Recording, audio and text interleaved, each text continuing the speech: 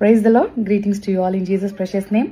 మీరందరూ క్రిస్మస్ సంబరాలు వేడుకలు ఎంతో అద్భుతంగా జరుపుకుంటున్నారని ఆశిస్తూ ఉన్నాను. మరి నేను కూడా ప్రతిదినం ఏదో చోట క్రిస్మస్ ఆరాధనలో పాల్గొనడానికి, దైవ వాక్యమును అందించడానికి దేవుడు నన్ను కూడా వాడుకుంటున్నారు, అవకాశం ఇస్తున్నారు. అందుని బట్టి దేవుడిని ఎంతగానో స్తుతిస్తున్నాను. నిజమే, ఇది మనందరి పండగ. ఈ భూమి మీద ఎవరైతే ఉన్నారో మనందరి కొరకు ఈ లోక రక్షకుడు యేసుక్రీస్తు ప్రభువారు జన్మించారు. కాబట్టి మరి చక్కని మాట ఉంటుంది, దావీదు పట్టణం మందు నేడు రక్షకుడు మీ కొరకు పుట్టి ఉన్నాడన్నమాట.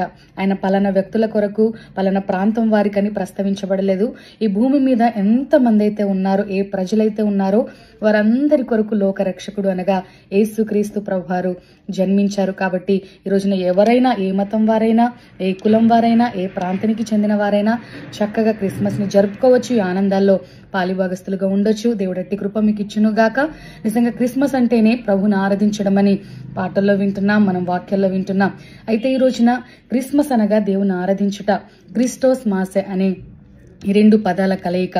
క్రిస్టోస్ అనగా క్రీస్తు, మాసే అనగా క్రీస్తుని ఆరాధించటము. కాబట్టి వేరే వేరే అంశాల కంటే కూడా క్రిస్మస్ లో ఆరాధన అనేది చాలా ప్రాముఖ్యమైన మరి ప్లేస్ ని సంతరించుకుంటుంది.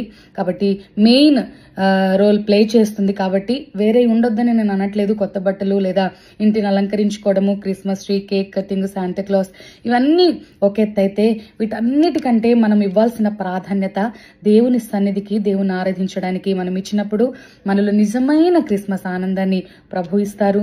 మనతో ఉండి మనల్ని రక్షించి మనలో ఉన్న పాపమును విడిపించి దేవుడు మనల్ని నిత్య ఆనందభరితులుగా ప్రభు చేయగలడు. కాబట్టి ఈ సంవత్సరము దేవుడి క్రిస్మస్ ఆనందాలను, నిజమైన ఆనందమును అనుభవించే కృప నాకు మనందరికి ఇచ్చి నడిపించును గాక. Amen. God bless you all.